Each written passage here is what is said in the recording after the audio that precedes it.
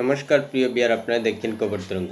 সম্প্রতি ঢাকা বিশ্ববিদ্যালয় হয়ে গেল ছাত্র সংসদ নির্বাচন এবং সেই ছাত্র সংসদ নির্বাচনে আওয়ামী লীগের ছাত্রলীগ নিষিদ্ধ থাকায় একচেটিয়া নির্বাচনে জয়লাভ করল জামায়াতে ইসলামীর ছাত্র সংগঠন শিবির। এতে বিএনপির ছাত্রলীগ এবং অন্যান্য ছাত্র সংগঠন ধারেকাছি ঘেঁষতে পারল না শিবিরের। এ নিয়েই উদ্বেগ প্রকাশ হয়েছে এবং এ নিয়ে ভারতের রাজনৈতিক নেতা শশী থারুর উদ্বেগ প্রকাশ করেছেন। এ নিয়ে পাল্টা দিয়েছেন বাংলাদেশের প্রতিরোধ পর্ষদের ছাত্র সংসদ পদপ্রার্থী মেঘমল্লার বসু বলেছেন যে ভারতকে নিয়ে চিন্তা করতে তিনি একবারও ভাবলেন না যে শশী থারুরকে উপদেশ দিতে গিয়ে তিনি যখন 2024 সালের 5 আগস্টের আন্দোলনে বলেছিলেন দিল্লি না ঢাকা, তখন কি একবারও মনে হয়নি যে ঢাকার আন্দোলন ঢাকায় সীমিত থাকুক, কেন দিল্লির প্রসঙ্গ বাংলাদেশের মানুষ তুলবে? এ নিয়েই যথার্থ উদ্বেগ রয়েছে বলে প্রতিবেশী হিসেবে ভারত জানিয়েছেন শশী থারুর। এখন প্রশ্ন হলো, ব্যাখ্যায় যাবার আগে বলবো যে জামায়াতে ইসলামী এবং তার ছাত্র সংগঠন শিবির কি গণতন্ত্রে বিশ্বাস করে নাকি ইসলামী শাসনে দেশ পরিচালনায় বিশ্বাস করে? দর্শকের কাছে আমি এই বার্তাটা দিলাম যে জামায়াতে ইসলামী এবং তার ছাত্র সংগঠন শিবির কি গণতন্ত্রে বিশ্বাস করে, মানে বাংলাদেশে কি গণতন্ত্র পরিবেশ ফিরিয়ে আনতে প্রতিশ্রুতি দেবে শিবির এবং জামায়াতে ইসলামী? বিষয়টা আপনাদের কাছে রাখলাম। প্রিয় বিয়ার, ভিডিওটি ভালো লাগলে সাবস্ক্রাইব করবেন, এতে আপনার ক্ষতি হবে না কিন্তু আমাদের উপকার করে দেবেন। ঢাকা বিশ্ববিদ্যালয় একটা নামকরা বিশ্ববিদ্যালয় এবং বাংলাদেশের মধ্যে সবথেকে তথ্য প্রযুক্তি এবং জ্ঞান বিজ্ঞানে উন্নততর একটি বিশ্ববিদ্যালয়। সেই বিশ্ববিদ্যালয়ে যেখানে জামায়াতে ইসলামীর ছাত্র সংগঠন শিবিরের তাওয়া বসে গেছে, ধরেই নেওয়া যায় যে ধীরে ধীরে সারা বাংলাদেশ কট্টরপন্থার দিকে এগুবে এবং এই আশঙ্কা করেই ভারতের রাজনৈতিক নেতা শশী থারুর বলেছেন যে বাংলাদেশের ঢাকা বিশ্ববিদ্যালয়ের ছাত্র সংসদে শিবিরের জয় হয়তো বেশিরভাগ ভারতীয়র কাছে আলোড়ন সৃষ্টি করেনি, কিন্তু এটি ভবিষ্যতের জন্য একটি অশনি সংকেত। বাংলাদেশে আওয়ামী লীগ বিএনপির প্রতি মানুষের বিরক্তি বাড়ছে। অনেকে এই দুই দলের বিকল্প হিসেবে জামায়াতকে বেছে নিয়েছে। এই প্রবণতা 2026 সালের ফেব্রুয়ারির জাতীয় নির্বাচনে কিভাবে প্রতিফলিত হবে প্রশ্ন তুলেছেন। ভারতকে কি তখন প্রতিবেশী হিসেবে জামায়াত সংখ্যাগরিষ্ঠতার সঙ্গে মোকাবিলা করতে হবে? অর্থাৎ যদি 2026 সালের নির্বাচনে জামায়াতে ইসলামী দেশের শাসন ক্ষমতায় আসে, বাংলাদেশের শাসন ক্ষমতায় আসে, তাহলে কি প্রতিবেশী হিসেবে ভারতকে জামায়াতের সঙ্গে মোকাবিলা করতে হবে? এই প্রসঙ্গটা উল্লেখ করেই ঢাকা বিশ্ববিদ্যালয়ে যে জামায়াতে ইসলামীর ছাত্র সংগঠন শিবির তাবা বসিয়েছে এবং এতে করে যে ভবিষ্যতে জামায়াতে ইসলামী বাংলাদেশের শাসন ক্ষমতায় আসার একটা সুযোগ পেয়ে যাবে, সেটা উল্লেখ করেই তিনি উদ্বেগ প্রকাশ করেছেন। সে নিয়ে পাল্টা দিতে গিয়ে বাংলাদেশের প্রতিরোধ পর্ষদের সাধারণ সম্পাদক মেঘমল্লার বসু বলেন, বাংলাদেশে ডানপন্থী রাজনীতি নিয়ে আপনার মন্তব্যের প্রয়োজন নেই। যদি প্রতিবেশীকে উপদেশ দিতেই চান, আগে নিজ দেশে হিন্দুত্ববাদী পেশিদের হারান। ইসলামী ছাত্র শিবিরের জয় আপনার কাছে এত উদ্বেগের কেন? সেই সঙ্গে বলেছেন যে তারা লড়াই করছেন, কিন্তু প্রশ্ন হলো যে তিনি যেভাবে হিন্দুত্ববাদী ফ্যাসিস্ট বলে বিজেপির দিকে আঙ্গুল তুলেছেন, অমিত শাহ নরেন্দ্র মোদীর দিকে আঙ্গুল তুলেছেন। অমিত শাহ এবং নরেন্দ্র মোদী 3 পর্যায়ে ভারতের শাসনে এসেছেন, কিন্তু ভারত কি কট্টরপন্থার দিকে এগুচ্ছে? ভারতের সঙ্গে প্রতিবেশী হিসেবে বাংলাদেশের কোনো সমস্যা হচ্ছে মোকাবেলা করতে, বা বিশ্বের যে কোনো দেশের সমস্যা হচ্ছে, যেভাবে আফগানিস্তানে হয় বিভিন্ন দেশের মানুষের তালিবানদের সঙ্গে মোকাবেলা করতে, কূটনৈতিক মোকাবেলার কথা বলা হচ্ছে এখানে। সেটা কি হয়? মেঘমল্লার বসুকে স্মরণ করিয়ে দিতে চাই যে সেটা কি হয়। বিজেপি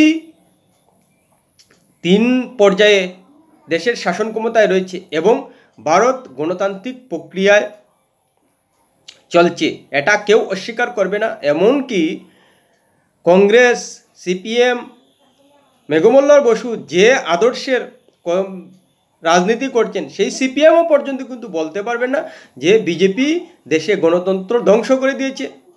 হ্যাঁ, বিজেপি ডানপন্থী রাজনীতি করে এবং সাম্প্রদায়িক কথাবার্তা বলে, কিন্তু দেশের মধ্যে বিরোধী রাজনৈতিক দলগুলোকে ধ্বংস করে দিয়েছে এবং ধর্মীয় কট্টরপন্থার দিক দিয়ে দেশকে পরিচালিত করছে। একথা কিন্তু বামপন্থী দলগুলো বলতে পারবে না বিজেপির বিরুদ্ধে।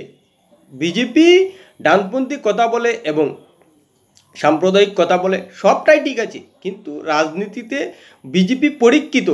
এর আগেও অটল বিহারী বাজপেয়ীর আমলে বিজেপি ক্ষমতায় ছিল, এবার তো প্রায় 15 বছর বিজেপি শাসন করবে, কিন্তু বিজেপির বিরুদ্ধে গণতন্ত্রকে ধ্বংস করে দিয়ে অন্য বা ধর্মীয় কট্টরপন্থার মাধ্যমে ভারতকে পরিচালিত করার মানসিকতা নেই বা যোগ নেই।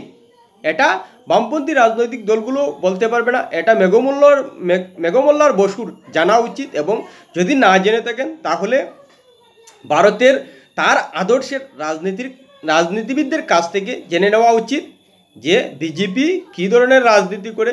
তাই এটা বলা যায় যে মেঘমল্লার বসু একথা বলে বিজেপির সঙ্গে জামায়াতে ইসলামীর তুলনা করে দিয়েছেন। হাস্যকর দেখছে না? মেঘমল্লার বসুকে বলছি যে জামায়াতে ইসলামী এবং শিবির কি গণতন্ত্রে বিশ্বাস করে?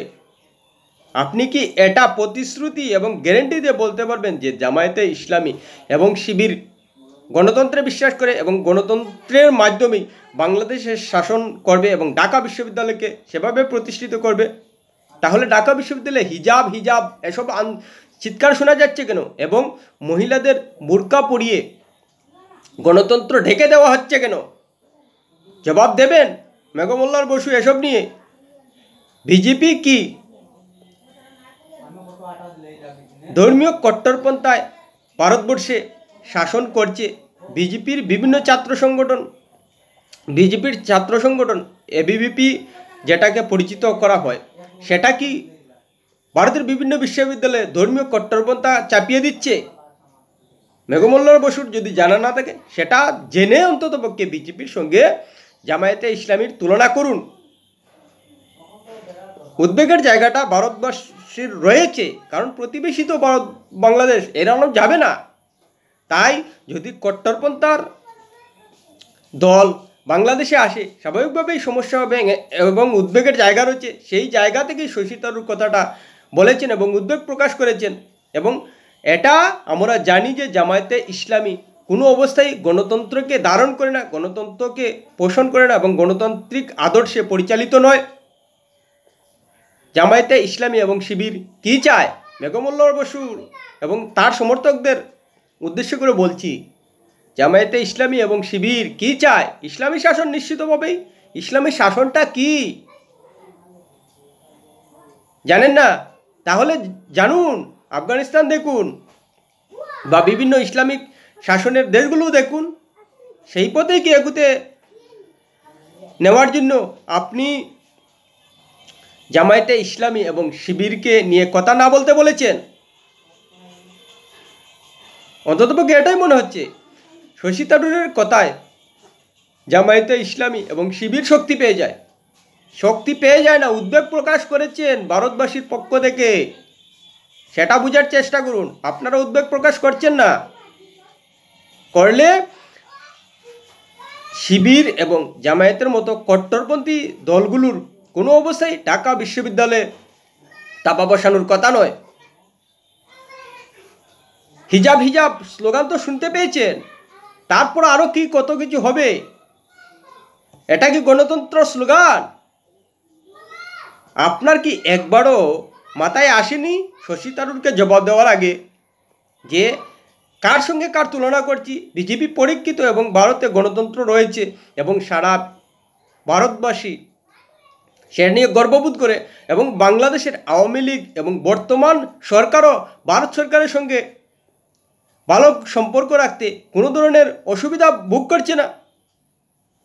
আসলেই মেঘমোল্লার বসুদের মতো ব্যক্তিরাই এভাবে বাংলাদেশের কট্টরপন্থী দলগুলোর বাড়বাড়ন্তের জন্য দায়ী অনেকটা। তারা প্রতিরোধ করতে পারছেই না, যার কারণেই এরা 2024 সালের 5 আগস্টে গণ অভ্যুত্থান ঘটাতে পেরেছিল পেছন থেকে। এর থেকে দুঃখজনক বাংলাদেশের জন্য আর কিছু হতে, যদি বাংলাদেশ জামায়াতের হাতে চলে যায় এবং কট্টরপন্থার দিকে এবং ধর্মীয় মৌলবাদের দিকে ধীরে ধীরে এগোয়, তাহলে মেঘমোল্লার বসুদের মতো ব্যক্তিরা সব থেকে বড় দায়ী হয়ে থাকবেন। প্রিয় বিআর ভিডিওটি ভালো লাগলে লাইক শেয়ার কমেন্ট করবেন।